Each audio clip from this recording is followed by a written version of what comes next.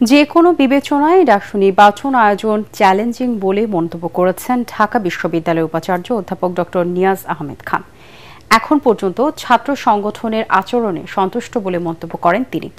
টিএসসিতে এক অনুষ্ঠানে ভিসি বলেন, ছাত্র সংগঠনের সহযোগিতা থাকা পর্যন্ত ডাকসু আয়োজন চলমান থাকবে। এদিকে ডাকসু নির্বাচনে ত্রুটিপূর্ণ তথ্যের কারণে ৪৭ প্রার্থীদের আপিলের শেষ দিনে ৩৪ জন আপিল করেছে। যাচাই বাছাই শেষে ২৬ আগস্ট চূড়ান্ত প্রার্থী ঘোষণা করবে আপিল নিষ্পত্তি কমিশন। আরও জানাচ্ছেন মুশফিকুর রহমান। নির্বাচনের আমেজ পুরো ক্যাম্পাস জুড়ে। ডাকসু নির্বাচনে আনুষ্ঠানিক প্রচারণা শুরু হবে আগামী মঙ্গলবার চূড়ান্ত প্রার্থী তালিকা ঘোষণার পর। তবে এখন থেকেই বিভিন্ন প্যানেলের প্রার্থীরা হলে হলে গিয়ে শিক্ষার্থীদের সাথে কুশল বিনিময় করছেন। শিক্ষার্থীদের সমস্যা চিহ্নিত করে আগামীতে সমাধানে কী পদক্ষেপ নেওয়া যায় তা নিয়ে হলের শিক্ষার্থীদের সাথে কথা বলেছেন ছাত্র দলের ভিপি প্রার্থী আবিদুল ইসলাম খান। প্রত্যেকটা হলে এবং বিশ্ববিদ্যালয়ে যে গ্রুপগুলো আছে সেই গ্রুপগুলোকে অথেন্টিক ছাড়া আপনি যদি আমার সমালোচনা করতে চান আপনি আমার ওপেনলি সমালোচনা করেন, কিন্তু আপনি অ্যানোনিমাস ভোট আইডি দিয়ে আমার বিরুদ্ধে আপনি এগেনস্টে পোস্ট দিবেন, আবার আমি যখন তার এগেনস্টে যে পোস্ট দিচ্ছি সত্যটা তুলে ধরার চেষ্টা করতেছি আমার পোস্টটাকে আপনি ডিরেক্ট ডিলিট করে দিচ্ছেন। ভাই, এভাবে তো নির্বাচনী পরিবেশ হয় না ভাই। অন্যদিকে সুষ্ঠু নির্বাচনের জন্য সকলের সহযোগিতা চেয়েছেন ঢাকা বিশ্ববিদ্যালয়ের উপাচার্য অধ্যাপক নিয়াজ আহমেদ খান।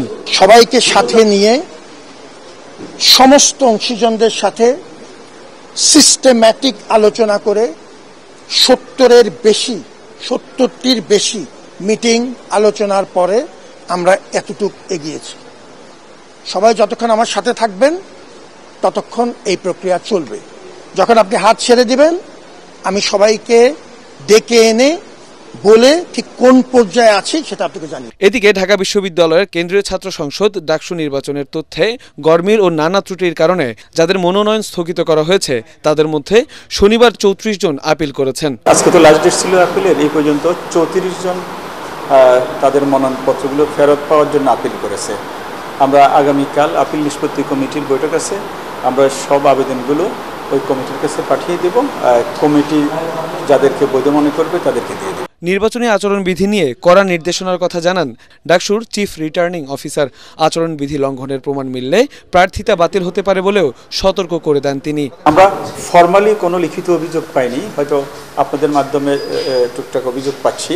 আমরা এরপরে সতর্ক করার জন্য আমরা আবার বিজ্ঞপ্তি দিচ্ছি, অন্তত যথাযথভাবে আচরণবিধিগুলো যাতে মেনে চলা হয়। আগামী ২৬ তারিখে যাতে তারা ফুল প্লেজে যাতে প্রচারণা শুরু করে আমরা সেই নির্দেশনা তাদেরকে দিচ্ছি। ডাকসুর নির্বাচিত প্রতিনিধিরা হবেন শিক্ষার্থী বান্ধব, এমনটাই প্রত্যাশা শিক্ষার্থীদের। মুশফিকুর রহমান, ATN বাংলা, ঢাকা।